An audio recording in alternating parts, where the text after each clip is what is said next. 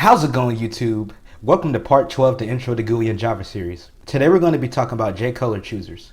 Alright, let's get straight to the code. First, we need to import our JColorChooser. Import javax.swing.jColorChooser. Then we're going to add a variable color as a data field for our JFrame. Let's take a look at our program.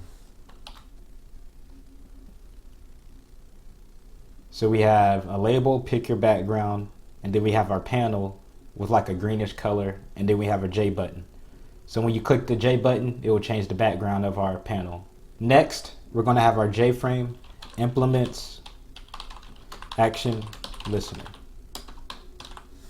In our action perform method, we're going to say if ae.get source is equal to button.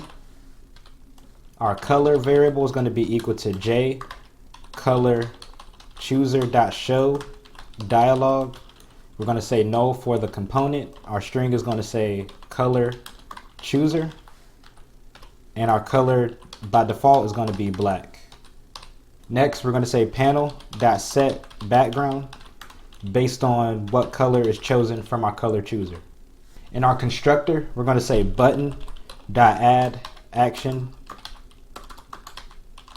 listener. So when we run our program again, when we click our button, we have multiple options of colors. Let's try yellow, and our background is yellow. Try a bluish color, and let's try one more, purple. So those are the basics of JColorChooser. If you have any questions, comment below. Don't forget to leave a like and subscribe. All right, thank you for watching.